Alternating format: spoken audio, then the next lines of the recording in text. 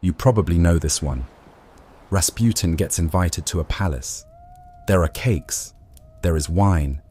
The food is poisoned. He keeps eating.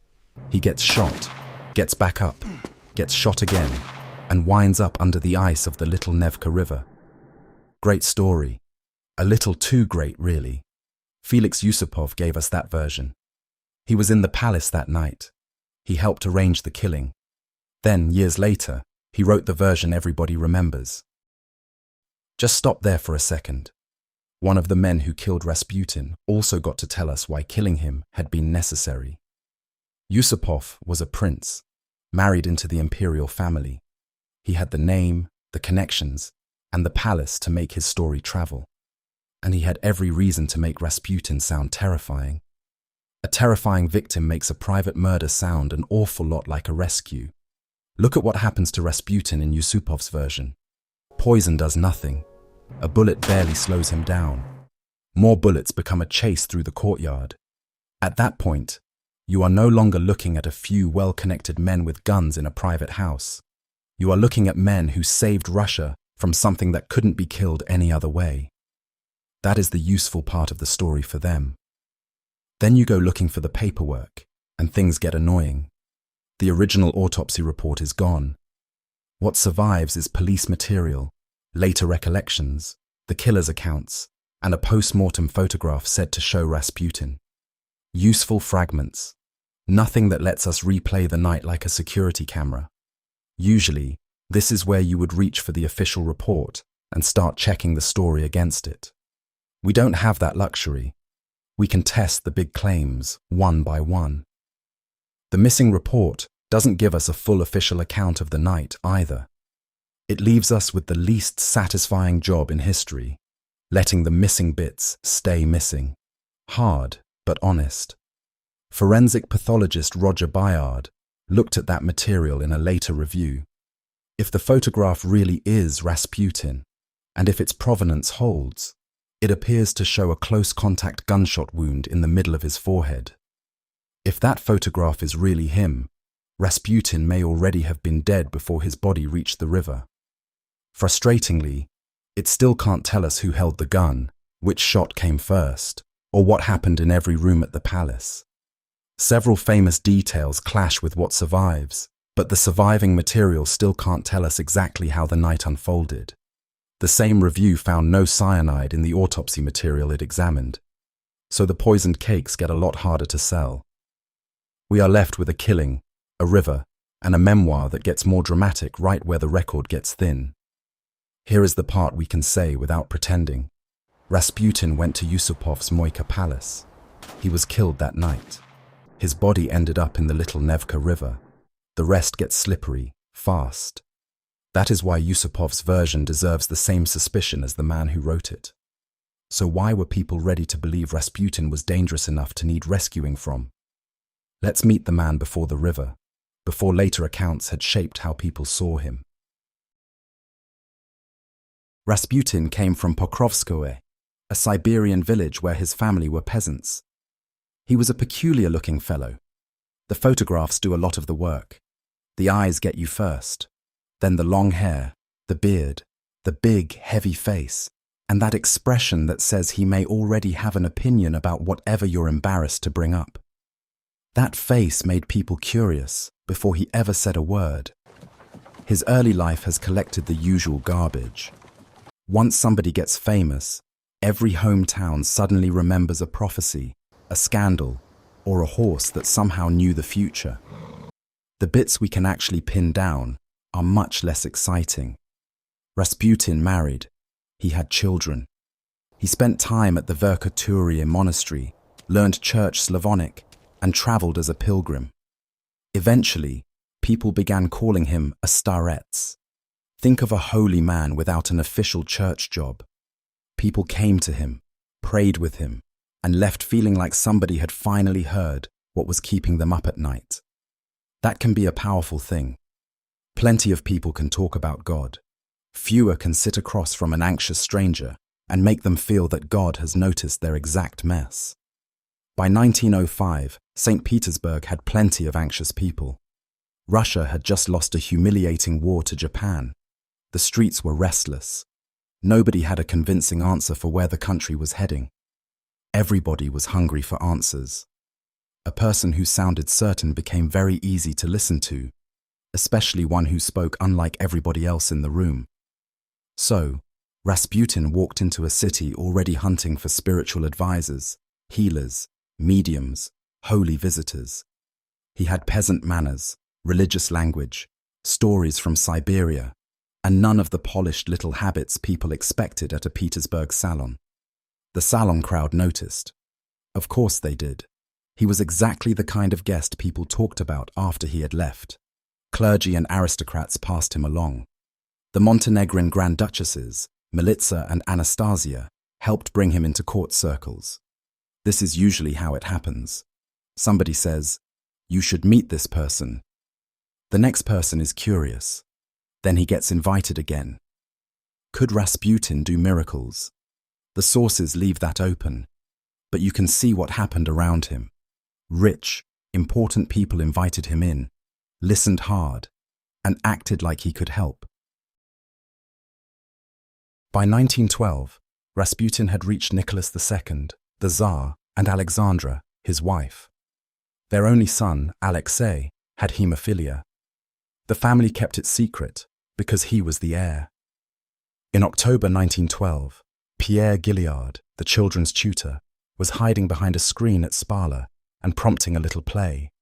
Two of Nicholas and Alexandra's daughters were performing for the family and their guests. Everybody was dressed, fed, laughing, doing the polite things people do at a royal hunting retreat. Then Gilliard slipped out through a service door and heard a child moaning in the corridor. Across from Alexei's room, he saw Alexandra run past with her long dress gathered in both hands. She looked terrified. A few minutes later, she came back to the dining room and forced herself to smile at the guests. Nicholas kept talking too, though Gilliard noticed that he had positioned himself where he could watch the door. The family is performing normal life 30 feet from the room where their only son might die. With hemophilia, a fall or a knock could leave Alexei bleeding inside his own body, and in 1912 there was no modern clotting treatment sitting in a hospital cabinet. When Alexei was sick, Gilliard remembered him disappearing from the children's routine, and everybody around the palace going quiet. At Spala, the family had to act ordinary while doctors came from St. Petersburg, and their boy lay in terrible pain. The injury had caused a serious internal bleed. Prayer services happened twice a day in a tented chapel in the park. There was no church at Spala, so they put up a portable altar under canvas. October 18th was Alexei's birthday. Gilliard says there was a religious service, and that was it. No birthday celebration. In a place built around ceremony, that tells you plenty. 3 days later, on October 21st, Alexei's temperature reached 105 degrees, and his heart was weak. Count Fredericks, the senior court official, had to ask Nicholas for permission to issue the first bulletin. Even then, the bulletin said far less than the parents had been living with for days. It was a frighteningly public secret by then. Nobody was breathing easy that night. This was when Rasputin's place with Alexandra changed. Her closest friend, Anna Virubova, was the person Alexandra could actually send. Later accounts paint her as part of the dark forces, which makes her sound like a cloaked figure in a bad film. Here she is much easier to picture, Alexandra's intimate friend, carrying a message out and an answer back. With Alexei in danger, word went to Rasputin, who was away from Spala. English versions of his reply shift around a little, but the message is basically this: the boy would live, and the doctors should not trouble him too much. Then Alexei got better. His pain subsided, the crisis passed, and recovery took time. What happened inside his body? We can't prove it from the surviving record. Rasputin may have calmed Alexandra. His message may have changed the atmosphere around the child. The bleed may have reached its own turning point. Picking one answer because it makes a cleaner story would be cheating. The family didn't experience it that way. Their son was in danger. Rasputin was asked for help. A message came back. Their son lived. For Alexandra, that was enough. From then on, she linked Rasputin to the week Alexei got through the worst of it. Here's how Rasputin's advice actually got close to Nicholas. Alexandra was willing to pass it on. In August 1915, Nicholas was away with the army.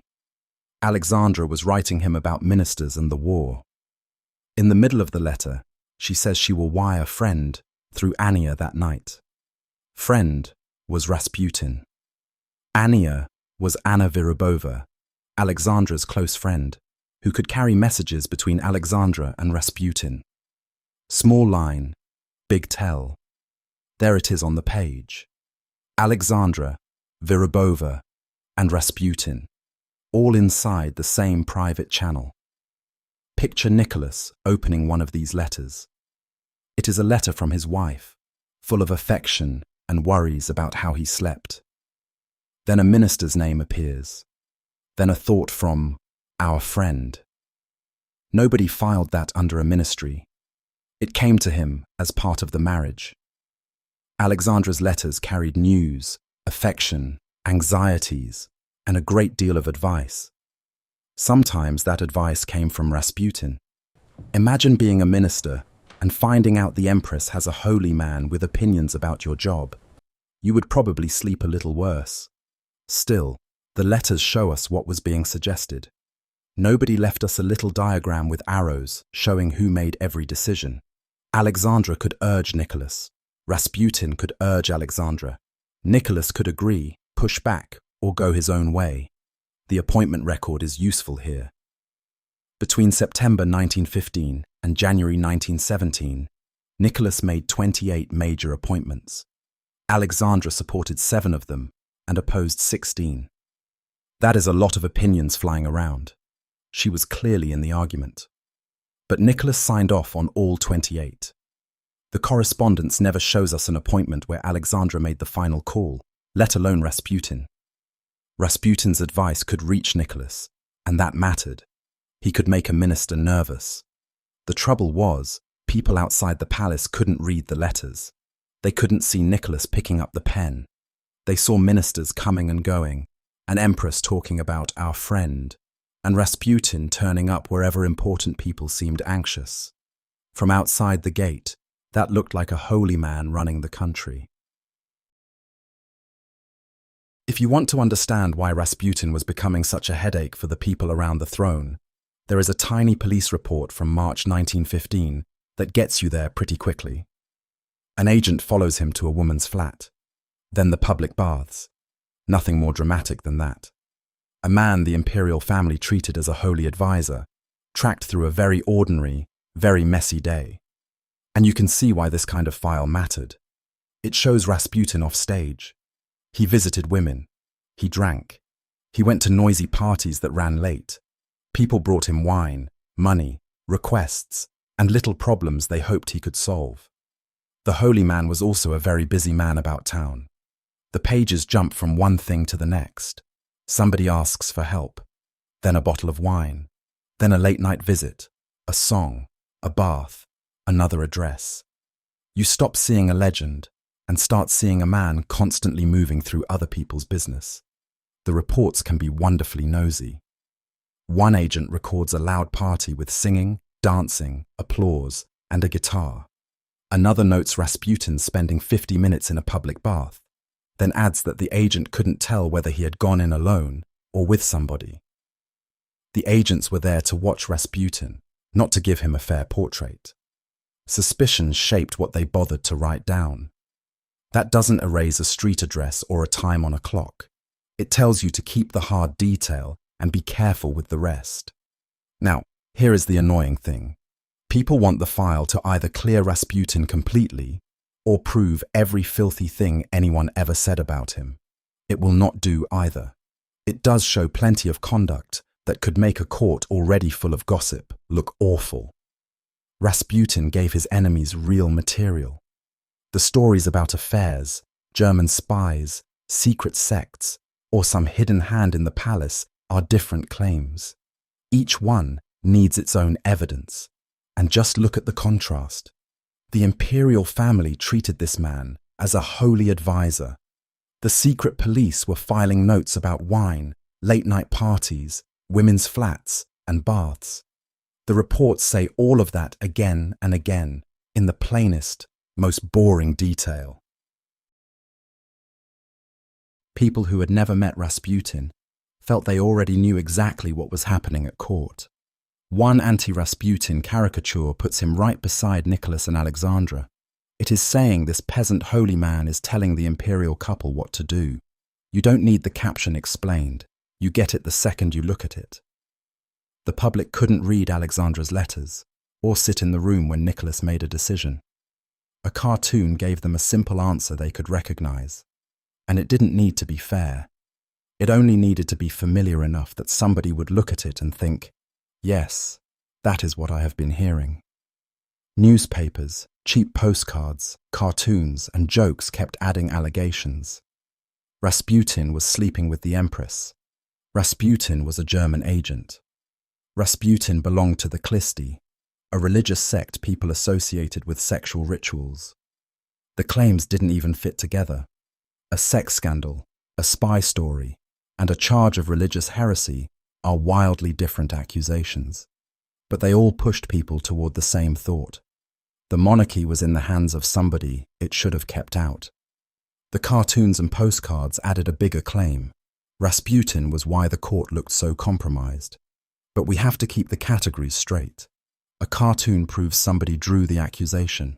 A newspaper proves somebody printed it. A postcard proves somebody made it for people to buy.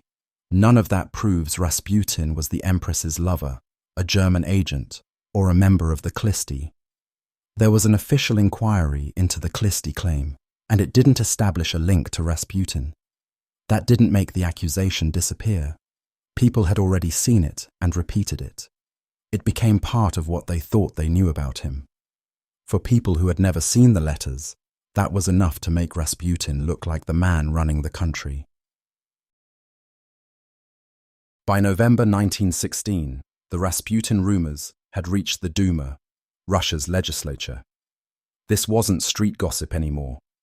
A politician could stand up in there and use those rumors to ask, flat out, whether the government was stupid or traitorous.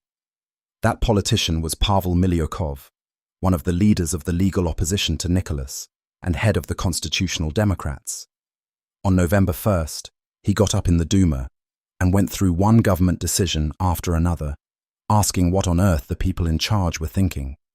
He kept coming back to one question. What is this? Stupidity or treason? And he meant it as a fight. We will fight you by all legal means until you leave, he told the government. Coming from a leader of the legal opposition, on the floor of the Duma, it doesn't get much more direct than that. He was asking a question, not presenting a court case. But everyone listening knew exactly what he meant. The government was betraying Russia. Miliukov didn't have to explain why Rasputin was on people's minds. Alexandra's German birth already made her an easy target in wartime. Before the speech, he'd gone abroad chasing reports about a separate peace with Germany, the kind of rumor that comes from foreign newspapers and émigré gossip. Those reports were shaky. He used them anyway. That's the real shift, though. The Duma wasn't just gossiping about the court anymore. It was standing up and asking, on the record, whether the people around the throne were even loyal to the country. Prime Minister Boris Stormer got dismissed later that month, though Miliukov's speech alone didn't do that. He was speaking into a crisis that was already getting worse. But by the end of 1916, this was normal. You could stand on the floor of the Duma, say Rasputin's name, and accuse the government of betraying the country, and nobody blinked. Rasputin's reputation gave people something simple to point at. Rasputin had already survived a serious knife attack before Felix Yusupov came along. In June 1914, a woman named Kionia Guseva stabbed him in Pokrovskoye. It was a serious wound, and he lived. The attack tells us something simple. The idea of killing Rasputin was already out there. By early 1916, murder plots were already being discussed in official circles. Now, Guseva is very easy to turn into a stock character in this story. A woman with a knife, a holy man, a village. You can already hear the bad History Channel music. The solid bit is simpler. She attacked him. We don't need to pretend we know everything that was in her head. His survival later helped the bigger survival stories sound believable. By late 1916, a different group had settled on murder. Felix Yusupov, Dmitry Pavlovich, the Tsar's nephew, and Vladimir Purishkevich, a hardline Duma politician. Felix Yusupov comes first. We have already met him as the man who later told the famous version of the murder. In his memoir, he says he first spoke to influential people who cursed Rasputin freely, then went quiet when he said it was time to act. Maybe that scene happened exactly as Yusupov remembered it. Maybe it didn't. Either way, it shows how he wanted people to see him, the prince who acted when everyone else lost their nerve. He also wrote that Rasputin was responsible for Russia's disasters, and that killing him would save the dynasty and the country. That was Yusupov's explanation for the murder. It isn't a neutral explanation, but it tells us what he thought he was doing. He said he wanted the group to include a Grand Duke, an aristocrat, a military officer, and a Duma politician. That detail may be self-serving too. It does show he was thinking about how the killing would look, not only what it would do. The memoir names one exception, Mikhail Rodzianko, the president of the Duma. In it, Rodzianko calls murder the only answer, but says he is too old to do it himself. It is a very convenient memory for Yusupov, of course. An older, important man agrees that murder is needed, while the prince is the one who acts. Purishkevich came at it from a different direction. He was a reactionary monarchist and a Duma politician who had publicly attacked the court's dark forces. He had been saying, out in the open, that Rasputin and the people around him were damaging the monarchy. The memoir says Purishkevich agreed almost straight away. That is still Yusupov's version of recruitment. Purishkevich's public attacks make his participation unsurprising. Then there was Dmitry, Nicholas II's nephew. He joined the plot and was later sent into exile for it. Accounts keep supplying private motives for him. The record is much thinner. It gives us his participation, his family connection, and his punishment. It doesn't let us choose a complete reason from the theories people have written later. These men had things most angry observers didn't: money, family status, military connections, political contacts, and access to one another. They could get together and make a plan, and they could reach Rasputin. Here is the ugly part. None of them could manage the war, make the government work, or settle the country's wider problems. Rasputin was one person. They could invite him somewhere. They could make a plan around him. They chose Rasputin as their target. They did kill him. But when it came time to find out exactly what happened, this wasn't a normal murder case. Yusupov was a prince. Dmitry was the Tsar's nephew. Their status meant there was no normal public investigation or trial. Dmitry was sent into exile for his part. But no one put either man in a regular courtroom. The original autopsy report is gone. The fullest stories came from men who were in the palace that night. So we are left with a record that has big gaps and no proper public accounting. That is a terrible setup if you want a clean answer.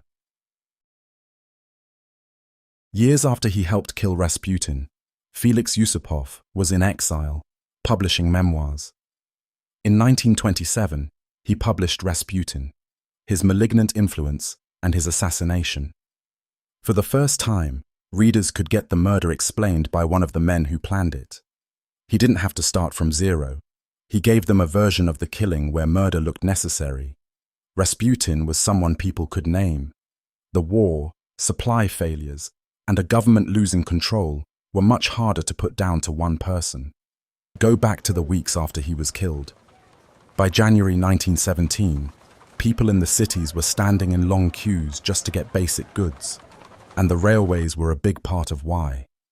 The war had first claim on every train, so grain and fuel kept losing out to soldiers and shells.